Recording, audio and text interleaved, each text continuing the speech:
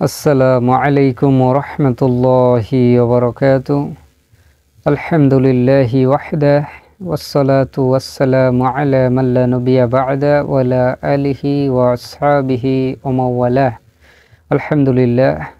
আজকে আমাদের আলোচনার মূল বিষয় নবী সাল্লাল্লাহু আলাইহি ওয়াসাল্লামের সাহাবীর সংখ্যা কত ছিল এবং সকল সাহাবী কেন হাদিস বর্ণনা করেননি, হাদিস বর্ণনায় সাহাবীগণের সতর্কতা বিষয়ে আমরা সংক্ষিপ্ত একটি আলোচনা তুলে ধরব ইনশাআল্লাহ। তো নবী করিম সাল্লাল্লাহু আলাইহি ওয়াসাল্লামের নামে মিথ্যা হয়ে যেতে পারে এই আশঙ্কায় হাজার হাজার সাহাবী হাদিস বর্ণনা করেননি। নবী সাল্লাল্লাহু আলাইহি ওয়াসাল্লামের সাহাবীর সংখ্যা ছিল লক্ষাধিক। প্রায় প্রসিদ্ধ 10,000 সাহাবী থেকে মাত্র 1,565 জন সাহাবী হাদিস বর্ণনা করেছেন। 1 লক্ষের অধিক সাহাবী থাকা সত্ত্বেও হাদিস বর্ণনা করেছেন মাত্র 1,500-এর মতো সাহাবী। তার মানে কি অন্যান্য সাহাবীরা নবী সাল্লাল্লাহু আলাইহি ওয়াসাল্লাম থেকে হাদিস শোনেননি?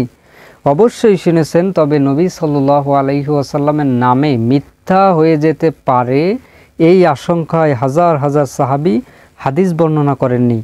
মুসনাদে ইমাম আহমদের যে হাদিস গ্রন্থটি, এই হাদিস গ্রন্থটিতে সাহাবীদের নাম অনুযায়ী হাদিস বর্ণিত হয়েছে, অর্থাৎ একজন সাহাবী থেকে সংকলিত হাদিসগুলো একই ক্রমধারায় সাজিয়ে এই মুসনাদে ইমাম আহমদের গ্রন্থটি তিনি সংকলন করেছেন। তো এই মুসনাদে ইমাম আহমদের এই গ্রন্থটিতে প্রায় 904 জন সাহাবী থেকে প্রায় 30,000 হাদিস সংকলন করেছেন। আচ্ছা, এই যে 1565 জন হাদিস বর্ণনা করেছেন সম্মানিত সাহাবীগণ, তো এর থেকে 100টার উপরে হাদিস বর্ণনা করেছেন মাত্র 38 জন সাহাবী।